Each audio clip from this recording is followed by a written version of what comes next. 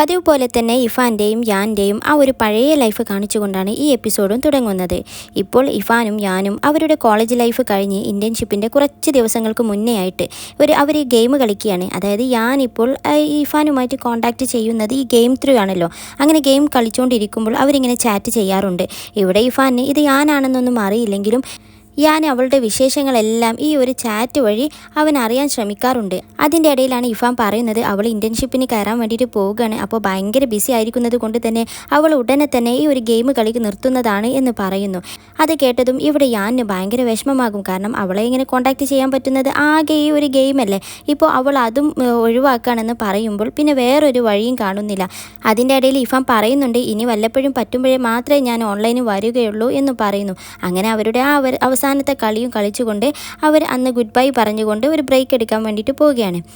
അങ്ങനെ അത് കഴിഞ്ഞപ്പോൾ ഇവിടെ യാന് ഭയങ്കര വിഷമമാകും. പിന്നെ അങ്ങനെ ദിവസങ്ങൾ വീണ്ടും കടന്നുപോയി. ഇഫാന് പിന്നെ വന്നതേയില്ല ഏകദേശം 2 വർഷത്തോളം.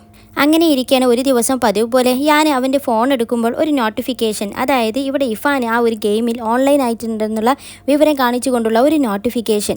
അതിൽ ആക്ച്വലി ഇവൻ ആ ഗെയിമൊന്നും ഡിലീറ്റ് ചെയ്തിട്ടില്ല. അവൾ എന്നെങ്കിലും വന്നാലോ എന്നും പ്രതീക്ഷയോടെ കാത്തു നിൽക്കുകയാണ്. അങ്ങനെ പിന്നെ ഇവന് പെട്ടെന്ന് തന്നെ എടുത്തിട്ട് അതിൽ ചാറ്റ് ചെയ്യും. അതിൽ ഇവൾ അപ്പുറത്തുനിന്ന് പറയും നീ ഇപ്പോഴും ഈ ഗെയിമൊക്കെ കളിക്കുന്നുണ്ടോ? ഞാൻ വെറുതെ എൻ്റെ ഫോണിൽ സ്റ്റോറേജൊക്കെ ഫുള്ളായപ്പോൾ ഒരുപാട് വേണ്ടാത്ത ആപ്പുകളൊക്കെ ഞാൻ ഡിലീറ്റ് ചെയ്യുമ്പോഴാണ് ഈ ഒരു ഗെയിം കണ്ടത്. അപ്പോൾ പിന്നെ വെറുതെ ഒന്ന് ഓണാക്കി എന്ന് മാത്രം എന്ന് പറയുന്നു. അത് കേട്ടതും ഇവന് വേറെ വിശേഷങ്ങളൊക്കെ ഇങ്ങനെ ചോദിച്ചറിയാൻ വേണ്ടി ശ്രമിക്കും. ലൈഫ് എങ്ങനെ പോകുന്നു, ഹാപ്പിയാണോ, എവിടെയായിരുന്നു ഇത്രയും കാലം എന്നൊക്കെ ഇങ്ങനെ ചോദിക്കുമ്പോൾ അവൾ മറുപടി പറയുന്നത് അവൾ അത്ര അങ്ങോട്ട് ഹാപ്പിയല്ല, എന്നാലും അവൾക്ക് ഇതൊക്കെ യൂസറായി, ഈ ഒരു സങ്കടവും എല്ലാം യൂസറായി എന്ന അർത്ഥം വരുന്നതിൽ അങ്ങനെ സംസാരിക്കുന്നു. എന്നിട്ട് അവൾക്ക് ഇപ്പോൾ ഗെയിം കളിച്ചിരിക്കാൻ സമയമില്ല, അവൾ ജസ്റ്റ് നോക്കിയതാണെന്നും പറഞ്ഞിട്ട് അവനോടും ബായ് പറഞ്ഞു പോവുകയാണ്. എന്നാൽ യാന് മനസ്സിലായി ഇവൾക്ക് എന്തോ പ്രശ്നമുണ്ടെന്ന്. എന്നിട്ട് പിന്നെ അപ്പോൾ തന്നെ അവന് നേരെ ഈ ടിക്കറ്റ് എടുക്കുകയാണ്. അവൻ ആക്ച്വലി അവിടെ ഒരു പരിപാടിയൊക്കെ ഏൽപ്പിച്ചിട്ടുണ്ട്. അതായത് ഇഫാൻ അവളുടെ ഇൻറ്റേൺഷിപ്പ് ഒരു മീഡിയ ചാനലിലാണ് വർക്ക് ചെയ്യുന്നതെന്ന് ഇവിടെ ഞാൻ കണ്ടുപിടിച്ചിട്ടുണ്ട്. അപ്പോൾ അവൾ ഒരുപാട് ലേഖനങ്ങളും എല്ലാം പത്രത്തിൽ എഴുതുന്നുണ്ട്, അങ്ങനെയൊക്കെയുണ്ട്. അങ്ങനെ ഏതായാലും ഇവന് ഒരു ഷോപ്പിലുള്ള ഒരു സ്ത്രീയെ ഏൽപ്പിച്ചിട്ടുണ്ടാകും അന്നു വരുന്ന എല്ലാ പത്രങ്ങളും ഇവൻക്ക് വേണ്ടിയിട്ട് കളക്ട് ചെയ്ത് വെക്കണമെന്ന്. എന്നിട്ട് അവൻ ഓരോ മാസവും വന്ന് അത് കളക്ട് ചെയ്ത് കൊണ്ടുപോകും. എന്താണെന്ന് ഉദ്ദേശം എന്ന് വെച്ചാൽ ഇവിടെ ഇഫാൻ്റെ ആ ഒരു ആർട്ടിക്കിൾ, അവൾ എഴുതുന്ന എല്ലാ ലേഖനങ്ങളും ഇവനിക്ക് വായിക്കണം. വെറും വായിച്ചാൽ പോരാ, അത് സൂക്ഷിച്ചെടുത്ത് വെക്കുകയും വേണം. അപ്പോൾ അതിനു വേണ്ടിയിട്ട് അവൻ ഇങ്ങനെ ഒരു സംഗതി അവിടെ അറേഞ്ച് ചെയ്ത് വെച്ചിട്ടുണ്ടാകും. എന്നാൽ ആ ഒരു സ്ത്രീ ഇങ്ങനെ പറയുന്നുണ്ട് ഇത് ഓൺലൈനിലും വായിക്കാൻ കിട്ടുമല്ലോ, പിന്നെ എന്തിനാണ് ഇത്രയും ടിക്കറ്റൊക്കെ കൊടുത്ത് ഇവിടെ വന്ന് ഇത് കളക്ട് ചെയ്യേണ്ട ആവശ്യം എന്ന് പറയുമ്പോൾ ഇവൻ അതിനൊരു എക്സ്ക്യൂസ് പറയുന്നത് അവന് ആക്ച്വലി ഇന്ന് ഇങ്ങോട്ട് വരേണ്ട ആവശ്യമുണ്ടായിരുന്നു, അപ്പോൾ വന്നതാണെന്നൊക്കെ പറഞ്ഞിട്ട് അത് കളക്ട് ചെയ്യുന്നു. അങ്ങനെ അവനൊരു സ്ഥലത്ത് ഇരുന്നിട്ട് അന്നത്തെ അവളുടെ ആ ഒരു ആർട്ടിക്കിൾ എല്ലാം കണ്ടുപിടിച്ച് വായിക്കുന്നതിൻ്റെ ഇടയിലാണ് യാദൃശ്ചികമായിട്ട് അവളെ കാണുന്നത്. അതായത് അവൾ അതേ ഒരു ഹോട്ടലിലോട്ട് ഏതോ ഒരാളെ ഇൻ്റർവ്യൂ എടുക്കാൻ വേണ്ടിയിട്ട് വന്നിരിക്കുകയാണ്. എന്നാൽ ആ ഒരു പാസിങ് സമയം ഇവിടെ ഞാൻ അവനെ കാണുന്നു. എന്നിട്ട് ഞാൻ അവളെ ഇങ്ങനെ നോക്കി നിൽക്കുന്നുണ്ട്. അവളാണെങ്കിൽ ഭയങ്കര ധൃതി പിടിച്ചിട്ട് അവരെ ആ ഒരു ഇൻ്റർവ്യൂ എടുക്കാൻ വേണ്ടിയിട്ട് ഓടുകയാണ്. എന്നിട്ട് അവരുടെ ആ ഒരു പ്രസൻറ്റ് ലൈഫിലോട്ട് വരാം. ഇവിടെ യാന് കുത്തേറ്റിൻ്റെതിന് ശേഷം അവൻ്റെ ട്രീറ്റ്മെൻറ്റ് എല്ലാം കഴിഞ്ഞ് അവന് നേരെ വീട്ടിലോട്ട് വരികയാണ്. അങ്ങനെ കാറിൽ ഇങ്ങനെ വരുമ്പോഴാണ് ഇവിടെ ഇഫാൻ പറയുന്നത് ഇവനോട് നിനക്ക് ഭയങ്കര ബാഡ് ലക്ക് ആണെന്ന് തോന്നുന്നു, നീ മുൻജന്മത്തിൽ എന്തെങ്കിലും പാപം ചെയ്തിട്ടുണ്ടാകും, അതാണ് ഇങ്ങനെയൊക്കെ സംഭവിക്കുന്നത്. അതായത് ഇനി എന്നെ കണ്ടുമുട്ടാനും ഞാൻ കാരണം നിനക്ക് ഒരുപാട് അപകടങ്ങൾ വരാനും എല്ലാത്തിനും കാരണം നിൻ്റെ മുൻജന്മ പാപമാണെന്നൊക്കെ പറയുന്നു. എന്നാൽ അതെല്ലാം ഇഫാന് ഭയങ്കര ഇമോഷണലായിട്ടാണ് പറയുന്നത്. അതായത് അവൾ കൂടെ ഉള്ളത് കൊണ്ടാണ് ഇവൻക്ക് ഈ പ്രശ്നങ്ങളെല്ലാം എന്ന രീതിയിൽ. എന്നാൽ അതെല്ലാം കേട്ടിട്ട് ഇവിടെ ഞാൻ ഒരു കൂസലില്ലെന്ന് മാത്രമല്ല അവൾ ഈ പറയുന്നതിനെല്ലാം അവളിങ്ങനെ കളിയാക്കി സംസാരിക്കുന്നുമുണ്ട്. പിന്നെ അത് കഴിഞ്ഞിട്ട് ഇവൾ ചോദിക്കും ഡോക്ടർ വേറെ എന്തെങ്കിലും പറഞ്ഞോ, എന്തെങ്കിലും ഫുഡ് അവോയ്ഡ് ചെയ്യണം അങ്ങനെ എന്തെങ്കിലും പറഞ്ഞോ എന്നൊക്കെ പറയുമ്പോൾ അവൻ ഒരു പ്രശ്നവുമില്ല എന്നൊക്കെ പറഞ്ഞു. ശരിക്കും ഇവനിക്ക് നന്നായിട്ട് പെയിനുണ്ട്. പക്ഷേ ഇവളുടെ മുന്നിൽ ഇവൾക്ക് വിഷമമാകണ്ടെന്ന് വിചാരിച്ചിട്ട് അവനത് കാണിക്കാതെ കൊണ്ട് നടക്കുകയാണ്. എന്നാൽ ഇവളുടെ കൈയൊക്കെ ഇങ്ങനെ പിടിക്കാൻ അവൻ കഷ്ടപ്പെട്ട് ശ്രമിക്കുമ്പോഴും നല്ല വേദന. പിന്നെ ഇവൾക്ക് ഭയങ്കര ദേഷ്യം വരും. അവനിങ്ങനെ ഭയങ്കര ഹീറോ ആവാൻ പോയപ്പോഴാണല്ലോ ഈ ഒരു കുത്തേറ്റത്. എന്നിട്ട് വീട്ടിലെത്തിയപ്പോഴോ അവനെ ഇങ്ങനെ പ്രൊട്ടക്റ്റ് ചെയ്തുകൊണ്ട് അവൾ ഇങ്ങനെ നടക്കുന്നുണ്ട്, അവന് മെഡിസിൻ കുടിപ്പിക്കുന്നു, അങ്ങനെ എല്ലാം ചെയ്യുന്നു. എന്നാൽ ഇവളൊന്ന് പോയിട്ട് വേണം തൻ്റെ ആ ഒരു വേദനകളും എല്ലാം ഒന്ന് ഫ്രീ ആക്കി തുറന്നു വിടണം എന്നും വിചാരിച്ചിരിക്കുകയാണ് ഞാൻ. എന്നാൽ ഇവൾ ഇങ്ങനെ കെയർ ചെയ്തുകൊണ്ട് നടക്കുകയാണല്ലോ. എന്നിട്ട് ഇവളോട് പോയി കിടക്കാൻ പറയുമ്പോൾ ഇവൾ പറയും ഇല്ല നിൻ്റെക്ക് എന്തെങ്കിലും ആവശ്യമുണ്ടാകും, ഞാൻ ഇവിടെ തന്നെ നിൻ്റെ കൂടെ നിൽക്കാമെന്ന് പറയുമ്പോൾ ഇവൻ പറയും എനിക്കിപ്പോൾ ആവശ്യം ഞാനൊന്ന് കുളിക്കട്ടെ, എനിക്ക് അതാണ് ആവശ്യം എന്ന് പറയുമ്പോൾ ഇവിടെ ഇഫാൻ അവനെ ഇങ്ങനെ കുളിപ്പിക്കാൻ ഹെൽപ്പ് ചെയ്യണം എന്ന രീതിയിൽ ഇങ്ങനെ നിൽക്കുമ്പോൾ അവൻക്കതിന് തീരെ താല്പര്യമില്ല. അതിൽ അവൻ പറയും, നിനക്കെന്താ എന്നെ ഹെൽപ്പ് ചെയ്യണോ ഈ ഒരു കാര്യത്തിലും എന്ന് ചോദിക്കുമ്പോൾ ഇഫാൻ പറയും, നീ സമ്മതിക്കുകയാണെങ്കിൽ ഞാൻ ചെയ്യാമെന്ന്. എന്നാൽ ഇവിടെ ഞാൻ അവളെ ഉന്തി പറഞ്ഞയച്ചുകൊണ്ട് നീ പോയി കിടന്നോ, ഇത് ഞാൻ എൻ്റെ ഈ ഒരു കാര്യമൊക്കെ ഞാൻ ചെയ്തോളാം എന്നൊക്കെ പറയുന്നു. അങ്ങനെ ഒരു വിധത്തിൽ അവളെ പുറത്താക്കിയതിന് ശേഷം അവൻ ബാത്റൂമിൽ കയറും. എന്നിട്ടാണ് അവൻ്റെ ശരിക്കുമുള്ള ആ ഒരു വേദനയും അവനെല്ലാം സഹിക്കുന്നതിൻ്റെയും ഒക്കെ ആ ഒരു എക്സ്പ്രഷനൊക്കെ ഇടുന്നത്. എന്നിട്ട് അവന് വളരെ കഷ്ടപ്പെട്ടിട്ട് അവൻ്റെ ടീഷർട്ട് ഇങ്ങനെ ഊരുകയാണ്. അവനക്ക് ഒരിക്കലും അത് ഊരാൻ കഴിയുന്നില്ല. എന്നിട്ടും അവളെ സഹായത്തിന് വിളിക്കാതെ എങ്ങനെയൊക്കെ കഷ്ടപ്പെടുന്നതിൻ്റെ ഇടയിലോട്ടാണ് ഇവിടെ ഇഫാന് പെട്ടെന്ന് ഡോറും തുറന്നുകൊണ്ട് വരുന്നത്. അതായത് ഇവൾക്ക് അറിയാം ഇവനക്ക് നല്ല അപകടം പറ്റിയിട്ടുണ്ടെന്ന്, തൻ്റെ മുന്നിൽ കാണിക്കാത്തതാണെന്നും അറിയാം. ഏതായാലും അവൾ വന്നിട്ട് ഞാൻ ഹെൽപ്പ് ചെയ്യാമെന്ന് പറഞ്ഞിട്ട് നേരെ ടീഷർട്ട് അങ്ങോട്ട് ഊരി കൊടുക്കുന്നു. പിന്നെ തുണിയെല്ലാം നനച്ച് അവൻ്റെ മേലൊക്കെ തുടച്ചു കൊടുക്കുകയാണ്. എന്നാൽ ഇവൾ ഇങ്ങനെ ചെയ്യുമ്പോൾ തന്നെ ഇഫാനും യാനും ഭയങ്കര മറ്റൊരു ഇമോഷൻസൊക്കെ വരുന്നുണ്ട്. എന്നാലും അവൾ ഭയങ്കര കൺട്രോൾ ചെയ്തുകൊണ്ട് ഇങ്ങനെ ചെയ്തു കൊടുക്കുന്നുണ്ട്. ഞാനാണെങ്കിൽ തീരെ കൺട്രോളും കിട്ടുന്നില്ല. പിന്നെ ബോഡിയുടെ അപ്പർ പാർട്ടെല്ലാം തുടച്ച് കഴിഞ്ഞു, ഇനി ലോവർ പാർട്ടാണ് ഉള്ളത്. അതിൽ ഇഫാന് പറയും, ഇനി കാൽഭാഗം നീ തന്നെ തുടക്കില്ലേ എന്ന് പറഞ്ഞുകൊണ്ട് വേഗം അവനെ ആ തുണി ഏൽപ്പിച്ചുകൊണ്ട് അവൾ പോകാൻ നിൽക്കുകയാണ്. എന്നാൽ അവളിങ്ങനെ പോകുന്നത് കണ്ടിട്ട് പോകാൻ സമ്മതിക്കാതെ അവളെ പിടിച്ച് വലിച്ച് അവൻ്റെ കൂടെ ചേർത്തിട്ട് പിന്നെ അങ്ങോട്ട് കിസ് ചെയ്യാൻ നിൽക്കുകയാണ്. എന്നാൽ ഇവനിക്കിങ്ങനെ ബെൻഡാകാൻ വയ്യ, ഇവനിക്ക് വയറിന് മുറിവുള്ളതാണല്ലോ, അത് വേദനിക്കുന്നുണ്ട്. പകരം ഇവളോട് തലയൊന്ന് പൊക്കി അഡ്ജസ്റ്റ് ചെയ്ത് കൊടുക്കാൻ പറയുന്നു. അങ്ങനെ അവർ അവിടെ വെച്ച് കിസ് ചെയ്യുകയാണ്. ഇനി വീണ്ടും കുറച്ച് ദിവസങ്ങൾക്ക് ശേഷം ഇവിടെ ഇഫാന് ഒരു ബ്രേക്ക് ന്യൂസ് വായിക്കുകയാണ്. അതായത് അവളുടെ ആ ഒരു അങ്കിളിനെ പോലീസ് പിടിച്ചതും അവർക്ക് വേണ്ടിയിട്ടുള്ള ശിക്ഷ വിധിക്കാൻ പോവുകയാണെന്നുള്ള ആ ഒരു സന്തോഷ വാർത്ത, ഇഫാനെ സംബന്ധിച്ചിടത്തോളം സമാധാനത്തിൻ്റെ വാർത്ത അവൾ അങ്ങനെ വായിക്കും. അതും ഭയങ്കര സന്തോഷത്തോടെയാണ് വായിക്കുന്നത്.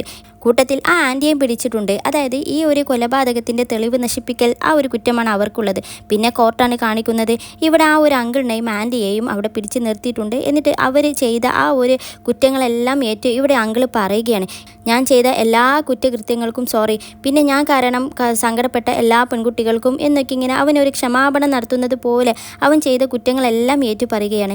എന്നിട്ട് ആ ഒരു പെൺകുട്ടിയോട് ഇവന് എന്താ ചെയ്തത് എന്നും കൂടെ കാണിക്കും. അതായത് ഇവൾ അച്ഛനോട് പ്രശ്നമുണ്ടാക്കിയിട്ട് അന്ന് രാത്രി അവിടെ ഇങ്ങനെ തെരുവിൽ ഒരു സ്റ്റെപ്പുമ്മൽ ഇങ്ങനെ ഇരിക്കുകയായിരുന്നു. കൂട്ടത്തിൽ ഇങ്ങനെ കരയുന്നുമുണ്ട്.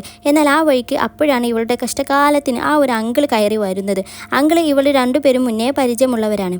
അപ്പോൾ അങ്കിള് ഇവളെന്താ ഇവിടെ ഇരിക്കുന്നതെന്ന് ചോദിക്കുമ്പോൾ ആദ്യമൊന്നും അവൾ ഒന്നുമില്ലെന്നൊക്കെ പറയും. പക്ഷെ ഇങ്ങനെ കരയുകയാണല്ലോ. പിന്നെ അങ്കിള് അവളെ നിർബന്ധിച്ചുകൊണ്ട് കാര്യം ചോദിക്കും. അതിലവസാനം ഈ ഒരു പെൺകുട്ടി പറയും, അവൾക്ക് എഴുത്തുകാരിയാവാനാണ് ഇഷ്ടം, പക്ഷെ അച്ഛൻ ഒരിക്കലും എന്നെ സപ്പോർട്ട് ചെയ്യുന്നില്ല. ഇന്ന് ഞാൻ വളരെ കഷ്ടപ്പെട്ട് നല്ലൊരു ആർട്ടിക്കിൾ എഴുതിയിട്ട് അച്ഛൻ അത് നോക്കിയത് പോലുമില്ല എന്നൊക്കെ അവളുടെ വിഷമം പറയുമ്പോൾ ഈ അങ്കിൾ ഇത് തന്നെയാണ് അവസരം എന്ന് മനസ്സിലാക്കിയത് കൊണ്ട് തന്നെ അങ്കിൾ പറയും, ആക്ച്വലി എനിക്ക് ഈ വായിക്കാനൊക്കെ ഭയങ്കര ഇഷ്ടമാണ്, നീ എഴുതിയ ആ ഒരു കഥ എവിടെ, ഞാൻ നോക്കട്ടെ എന്ന് പറഞ്ഞുകൊണ്ട് അവയാൾ ഭയങ്കര ഇൻട്രസ്റ്റ് കാണിക്കുമ്പോൾ ഇവൾക്ക് തൻ്റെ ഈ ഒരു സ്റ്റോറിയൊക്കെ കാണാൻ ആരെങ്കിലും ഒരാളുണ്ടായല്ലോ എന്നൊരു സന്തോഷത്തോടെ അവൾ അത് ഷെയർ ചെയ്യുന്നു. പിന്നെ ആ ഒരു രംഗം കട്ട് ചെയ്തുകൊണ്ട് പിന്നെ അടുത്ത രംഗം കാണിക്കുന്നത് ഇവിടെ ആൻറ്റിയെ ഒരു അങ്കിൾ വിളിച്ചു വരുത്തിയിരിക്കുകയാണ്. ആൻറ്റിയോട് ഒരുപാട് ഈ കമ്മട്ടി മരത്തെ ഒരുപാട് സാധനങ്ങളൊക്കെ എടുത്തിട്ട് വരാൻ വേണ്ടി പറയുന്നു. അങ്ങനെ അവരെ അതെല്ലാം ഒളിപ്പിച്ച് ആ ഒരു വിജനമായ ഒരു സ്ഥലത്തോട്ട് ആങ്കിൾ വിളിച്ചു വരുത്തിയിരിക്കുകയാണ്. അങ്ങനെ അവിടെ എത്തുന്നു. അതിൽ ആൻറ്റി എന്താ സംഭവം ഒന്നൊന്നും അറിയില്ല. ഏതായാലും ഈ ഒരു പെൺകുട്ടി ഉണ്ടാകും ഇങ്ങനെ ഡ്രസ്സൊന്നും ഇല്ലാതെ എന്തോ ഒരു പുതപ്പ് കൊണ്ട് കവർ ചെയ്ത് കിടക്കുന്നു.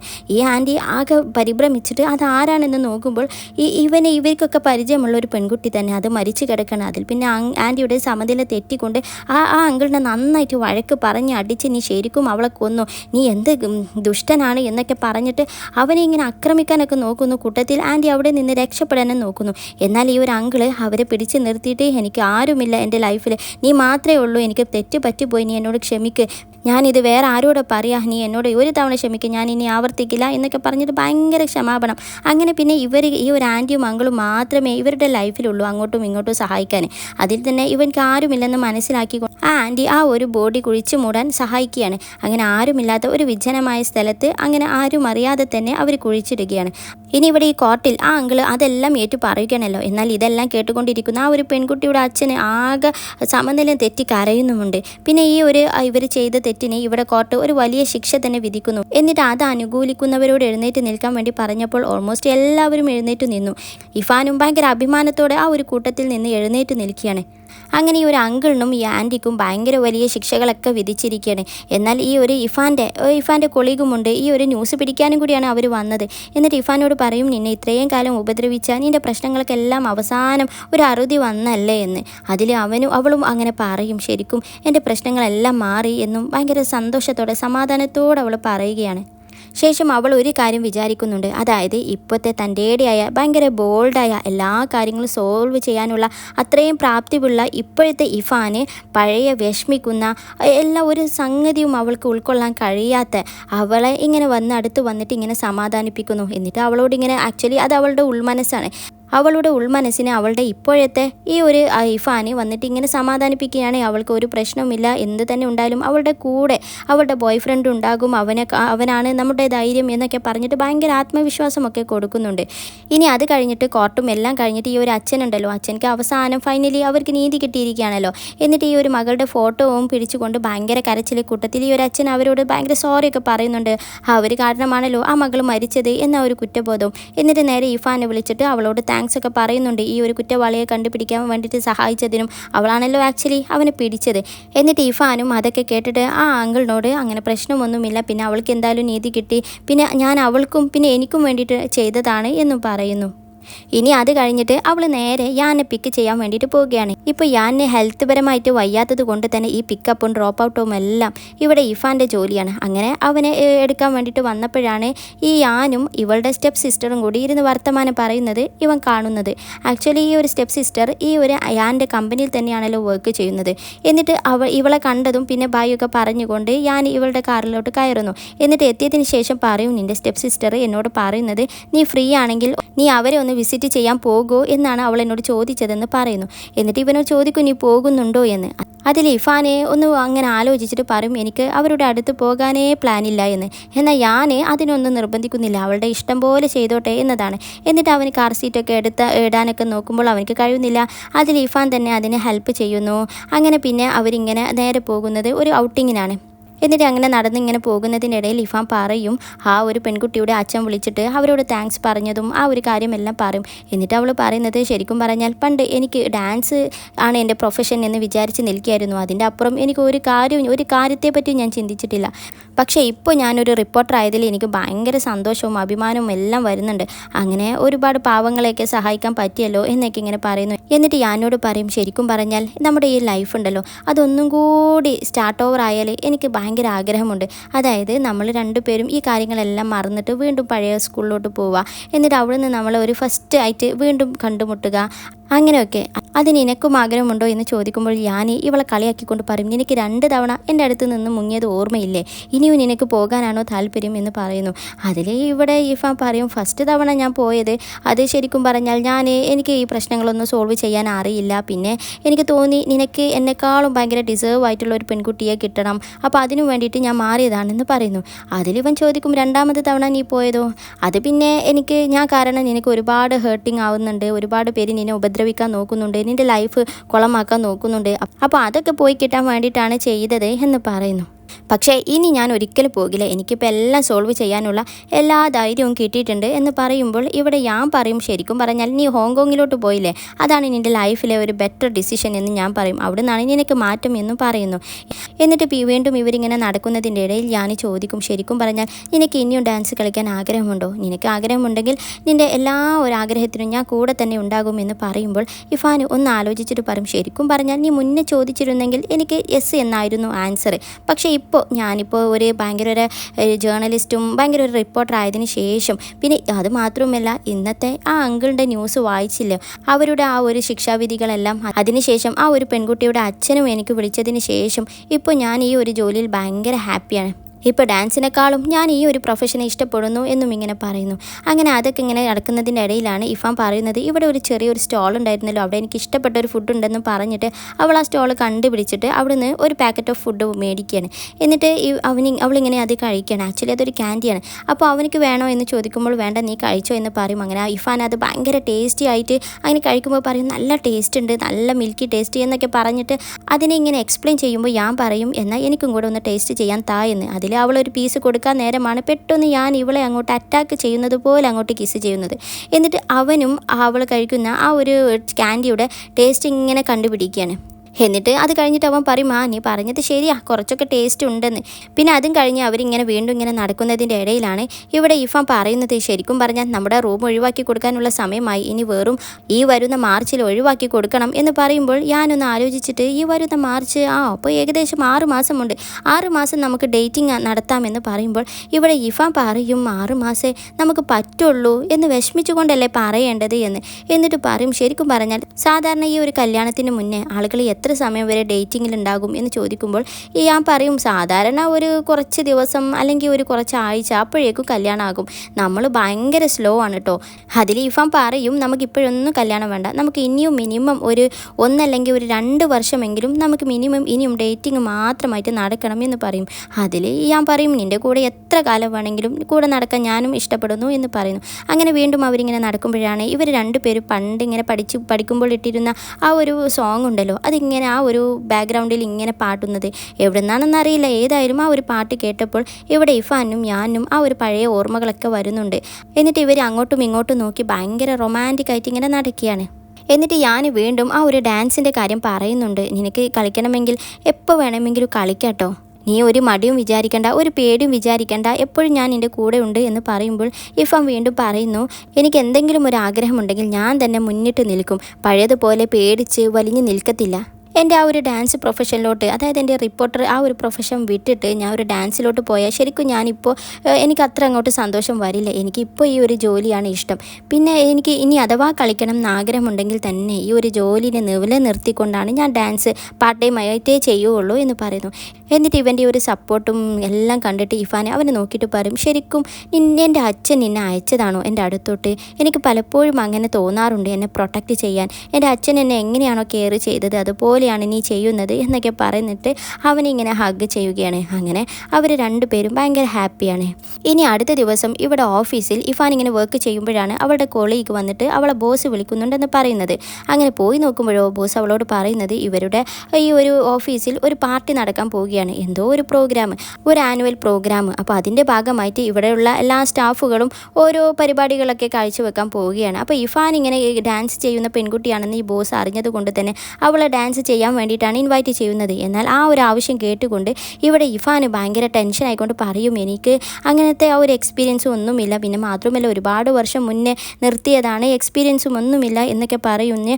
അതിൽ നിന്ന് വലിയ നോക്കുമ്പോൾ ഇവിടെ ആ ഒരു ബോസ് സമ്മതിക്കുന്നില്ല. ബോസ് പറയും, വേറെ എല്ലാവർക്കും ഓരോരോ പരിപാടി ഞാൻ കൊടുത്തു, ഇനി ഇത് മാത്രമേ ഉള്ളൂ, അതെന്തായാലും നീ തന്നെ ചെയ്യണമെന്ന് പറഞ്ഞിട്ട് ബോസ് അവളെ അങ്ങോട്ട് നിർബന്ധിക്കും. അങ്ങനെ ആ ഒരു ബോസിൻ്റെ നിർബന്ധത്തിന് വഴങ്ങിക്കൊണ്ട് അവൾ ആ ഒരു പേരിൽ ആ ഒരു സെക്ഷനിൽ അവൾ പേര് കൊടുക്കുകയാണ്. ഇനി അന്ന് രാത്രി അവന് ഫോണിൽ അവൻ്റെ സിസ്റ്ററുമായിട്ട് സംസാരിക്കുകയാണ്. ആക്ച്വലി സിസ്റ്റർ അവൾക്കൊരു ബോയ് ഫ്രണ്ട് ഉണ്ട്. അപ്പോൾ ഈ ഒരു ന്യൂ ഇയറിന് ആ ഒരു ബോയ് ഫ്രണ്ടിനെയും കൂട്ടിയിട്ട് ഇവിടെ അവൻ്റെ വീട്ടിലോട്ട് വരണം, അവരെ പാരൻസിനെ പരിചയപ്പെടുത്തി കൊടുക്കണം, അതാണ് ആവശ്യം. എന്നാൽ പാരൻസ് ഇവളുടെ ബോയ് ഫ്രണ്ടിന് തന്നെ കുറച്ച് ഓൾഡ് വണ്ണായതുകൊണ്ട് തന്നെ അവർ സമ്മതിക്കുന്നില്ല, ഇവളെക്കാളും ഒരുപാട് പ്രായ കൂടുതലാണ്, അപ്പോൾ സമ്മതിക്കുന്നില്ല. അപ്പോൾ ഇവൻ്റെ ആ ഒരു റെക്കമെൻഡേഷൻ കിട്ടാൻ വേണ്ടിയിട്ടാണ് ഇവനെ നിർബന്ധിക്കുകയാണ്.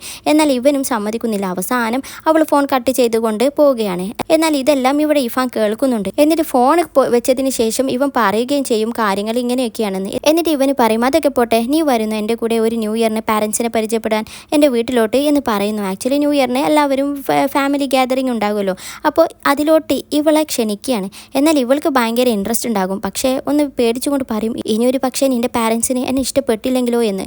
അതിൽ ഇവനൊന്ന് ചിരിച്ചുകൊണ്ട് പറയും, എൻ്റെ അമ്മയ്ക്ക് ഒരു പ്രശ്നവുമില്ല അങ്ങനത്തെ കാര്യത്തിൽ, ഏത് പെൺകുട്ടികളായാലും ഒരു കുഴപ്പമില്ല, പെൺകുട്ടിയായാൽ മതി എന്ന് മാത്രം എന്ന് ഇവളെ ഒന്ന് കളിയാക്കിക്കൊണ്ട് പറയുകയാണ്. അതായത് ഇവന് ആണുങ്ങളെ ഇഷ്ടപ്പെടുന്ന ടൈപ്പാണെന്ന് വിചാരിച്ച് നിന്നിരുന്നല്ലോ ആദ്യം ഇഫാനെ. അപ്പോൾ ആ ഒരു കാര്യം ഇവളെ ഒന്ന് ആക്കി പറഞ്ഞതാണ്. ശേഷം ഇവൾ പറയും, ഈ വരുന്ന 22-ാം തീയതി നീ ഫ്രീ ആണോ? അതിൽ അവന് ഫ്രീ ആണ്, എന്താ കാര്യമെന്ന് ചോദിക്കുമ്പോൾ പറയും, ഞങ്ങളുടെ കമ്പനിയിൽ ഒരു പരിപാടി നടക്കാൻ പോകുന്നുണ്ട്, പക്ഷേ ഇവൾ ഡാൻസ് ആണ് എന്നൊന്നും പറയുന്നില്ല, ഞാനും എൻ്റെ ഒരു ഫ്രണ്ടും കൂടി ഒരു പാട്ടൊക്കെ പാടുന്നുണ്ട്, പിന്നെ ആ ഒരു പരിപാടിയിലോട്ട് എല്ലാവരും അവരുടെ ഫാമിലിയും കൂടി കൊണ്ടുവരുന്നുണ്ട്, അപ്പോൾ നീ എൻ്റെ ഫാമിലി ആയതുകൊണ്ട് തന്നെ നീ ഫ്രീ ആണോ എന്നാണ് അവൾ ചോദിക്കുന്നത്. അതിൽ ഇവനിക്ക് അവളുടെ ഒരു ഫാമിലി മെമ്പറായിട്ട് ഇവനെ കണ്ടതിൽ ഭയങ്കര സന്തോഷം. എന്നിട്ട് ഇവന് ഞാൻ ഫ്രീ ആണ് എന്നൊക്കെ ഭയങ്കര സന്തോഷത്തോടെ തന്നെ പറയുകയാണ്. ഇനി അടുത്ത ദിവസം മുതൽ ഇഫാന് അവളുടെ ആ ഒരു ഡാൻസ് പ്രാക്ടീസ് തുടങ്ങിയിട്ടുണ്ട്. അവളുടെ കൊളീഗ് എല്ലാവരും കൂടി അവൾക്ക് വേണ്ട വിധത്തിലുള്ള മോട്ടിവേഷനും പ്രചോദനവും എല്ലാം കൊടുക്കുകയാണ്. അങ്ങനെ അവർ തന്നെ ഒരു പാട്ട് സെലക്ട് ചെയ്ത് ഇവൾ പ്രാക്ടീസ് ചെയ്യുകയാണ്. എന്നാൽ ഇവൾ ആ ഒരു ഡാൻസിങ് തുടങ്ങിയപ്പോൾ മുതൽ ഭയങ്കര സൂപ്പറായിട്ടാണ് ചെയ്യുന്നത്. ഇവരെല്ലാവരും ആകെ ഷോക്കായിട്ട് നിൽക്കുകയാണ്. കാരണം അത്രയും പ്രാക്ടീസും എക്സ്പീരിയൻസും ഒന്നുമില്ലാത്ത ഇവൾ ഇത്രയും അടിപൊളിയായിട്ട് ഇപ്പോഴേ കളിക്കുന്നു. അങ്ങനെ അവളുടെ ആ ഒരു ഡാൻസും ഇവരുടെ ആ ഒരു അത്ഭുതവും എല്ലാം കാണിച്ചുകൊണ്ട് ഈ ഒരു എപ്പിസോഡ് ഇവിടെ അവസാനിപ്പിക്കും. പക്ഷേ ആ ഒരു ചെറിയ കാര്യം എന്താണെന്ന് വെച്ചാൽ ഇന്ന് ഞാൻ അവൻ്റെ ചെക്കപ്പിൻ്റെ ഭാഗമായിട്ട് ഹോസ്പിറ്റലിലോട്ട് എത്തിയിരിക്കുകയാണ്. എന്നാൽ ഇഫാനുമുണ്ട് അവനെ ഇങ്ങനെ നോക്കിക്കൊണ്ട് ആകെ ടെൻഷൻ അടിച്ച് നിൽക്കുന്നത്. അതിൽ ഞാൻ ഇവളുടെ മുഖം കണ്ടിട്ട് പറയും, ഡോക്ടർ ഓൾറെഡി പറഞ്ഞതാണ് ഫാമിലിയൊക്കെ ഔട്ട്സൈഡ് നിൽക്കാൻ, ഞാൻ മാത്രം വന്നാൽ മതിയെന്ന്. എന്നാൽ അവൾ അതൊന്നും കേൾക്കാൻ കൂട്ടാക്കാതെ ഇവൾ നേരെ ഡോക്ടറിനോട് അവൻ്റെ ഇപ്പോഴത്തെ കണ്ടീഷനെ പറ്റിയൊക്കെ ചോദിക്കുമ്പോൾ ഡോക്ടർ പറയും ഇപ്പോൾ പ്രശ്നമൊന്നുമല്ല, ഒരു ഡ്രസ്സിങ്ങിന് കൂടെ വരണം എന്നൊക്കെ അവരുടെ ആ ഒരു നിർദ്ദേശങ്ങളൊക്കെ പറയുകയാണ്. എന്നിട്ട് അടുത്ത അപ്പോയിൻമെൻറ്റ് വരുന്ന സാറ്റർഡേ, അതായത് 24-ാം തീയതി എന്ന് പറയും. അത് കേട്ടതും ഇവിടെ ഞാൻ അവളെ ഒന്ന് നോക്കിക്കൊണ്ട് 24-ാം തീയതി അത് ഫസ്റ്റ് ഫ്രോസ്റ്റ് ഡേ ആണ് എന്ന് പറയുന്നു. അതായത് ഫസ്റ്റ് ഫ്രോസ്റ്റ് ഡേ എന്ന് പറഞ്ഞാൽ ഇവിടെ ഇഫാൻ്റെ ജന്മദിനം. അതിൻ്റെ ഇടയിലോട്ടാണ് ഇഫാൻ ഒരു കോൾ വരുന്നത്. എന്നിട്ട് ആ കോളിൽ ഇവൾ വരുന്ന സാറ്റർഡേ ഫ്രീ ആണോ എന്ന് ചോദിക്കുന്നത്. എന്നാൽ ഇവൾ യാനെ നോക്കിക്കൊണ്ട് പറയും അവൾ ഫ്രീ അല്ല, അവൾക്ക് വേറെ ഓൾറെഡി ഒരു പ്ലാൻ ഉണ്ടെന്ന് പറയും. ആക്ച്വലി ഇവൻ്റെ ഒരു ചെക്കപ്പ് ഡേ ആണല്ലോ, ഇവളുടെ ബർത്ത്ഡേയും സെലിബ്രേഷനും എല്ലാം മാറ്റി വെച്ചിട്ട് ഇവൻ്റെ ആരോഗ്യത്തിനും വേണ്ടിയിട്ടാണ് അവൾ ആ ഒരു ഡേ സ്പെൻഡ് ചെയ്യാൻ വേണ്ടിയിട്ട് തീരുമാനിക്കുന്നത്. എന്നിട്ട് അവളുടെ ആ ഒരു ഡിസിഷൻ കാണിച്ചുകൊണ്ട് ഈ ഒരു എപ്പിസോഡ് അവസാനിപ്പിച്ചു. അപ്പോൾ അടുത്ത എപ്പിസോഡിൽ വീണ്ടും കാണാം. അതുവരെ Tata bye bye and thank you for watching.